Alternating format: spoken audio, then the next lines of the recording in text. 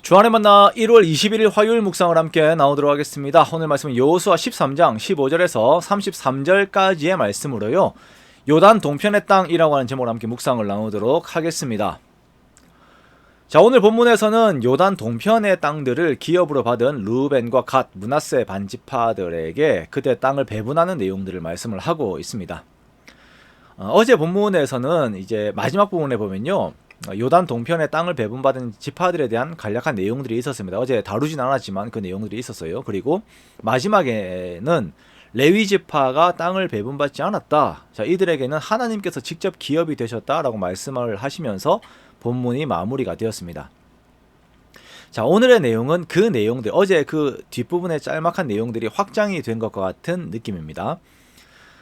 세 지파들이 땅을 나눈 것에 대해서 긴 분량의 글들이 이어지고, 그리고 마지막에는 동일하게 레위 지파에 대한 언급을 하고 마무리가 됩니다.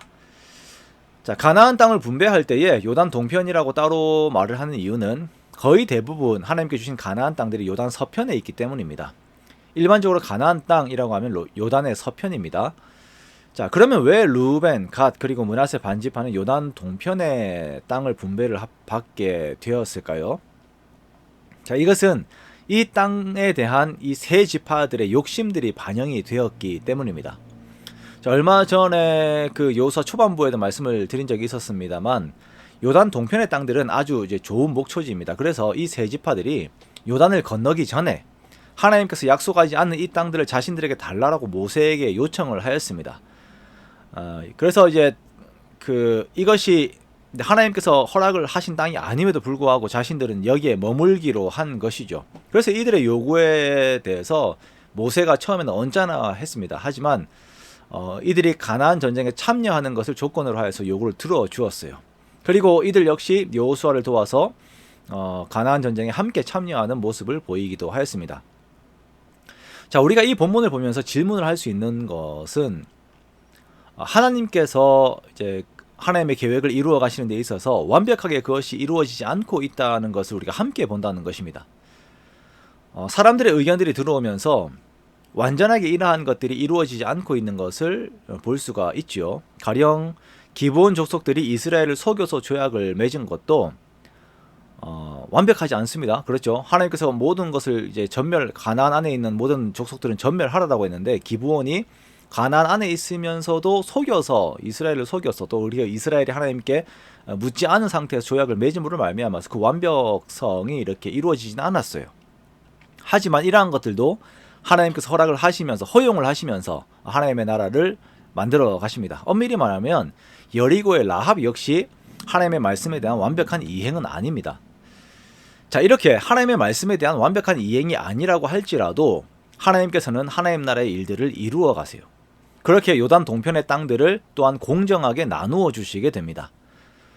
요단 동편의 땅들을 차지하는 것이 이들의 욕심이 적용이 된 결과입니다만, 하나님께서는 이것을 허용하시면서 하나님의 나라를 이루어 가십니다. 자, 이것이 이 세 지파의 입장, 이스라엘 전체의 입장에서도 은혜예요.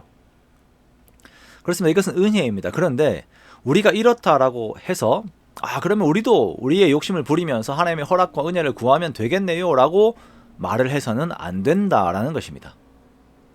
자, 하나님께서 악을 오래 참으시면서 그것을 허용하시면서도 그것들을 선으로 이루어 가시는 것이 하나님의 목표예요.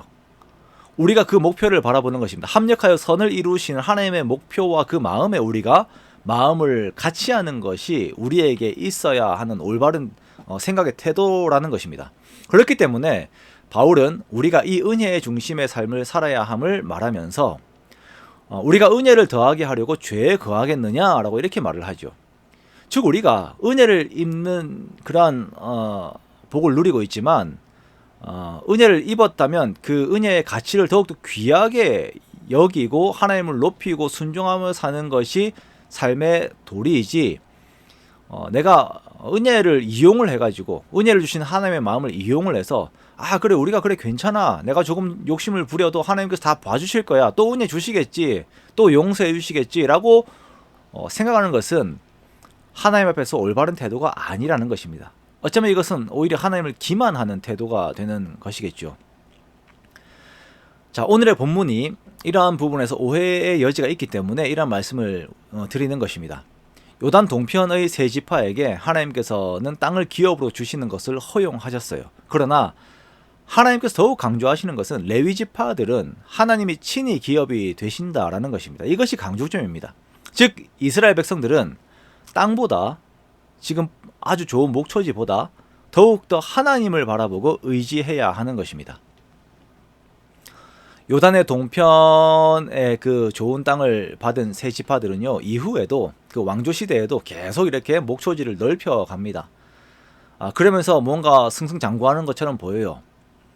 그런데 이들이 목초지는 넓혀지게 되지만 궁극적으로 하나님을 버리게 됩니다. 그래서 역대기에 보면 예후 왕 때에 아람이 이 땅을 점령하기 시작했고 아수르에 의해서 가장 먼저 멸망해버리는 땅이 됩니다. 그러므로 우리는 이 세상의 어떤 가치를 생각할 때에 복을 줄 것이다라고 생각하는 가치를 생각할 때에 그 가치를 추구하는 내 마음을 바라보는 것이 아니라 의지하는 것이 아니라 지금 나를 향하여 오래 참으시는 하나님의 은혜를 기억하고 은혜 입은 자의 합당한 삶의 모습을 우리가 가져야 할 것입니다. 하나님의 오래 참으심을 허락으로 생각하는 것이 아니라 하나님의 마음을 헤아리며 하나님께 더욱 마음을 드리는 우리가 되는 것이 합당한 것입니다. 그러므로 그렇게 정말 우리가 하나님께서 나의 진정한 기업이 되심에 우리가 감사하면서 오늘을 살면서도 더욱 하나님을 의지하는 저와 여러분 되시기를, 그런 복된 저와 여러분 되시기를 주님의 이름으로 축원합니다.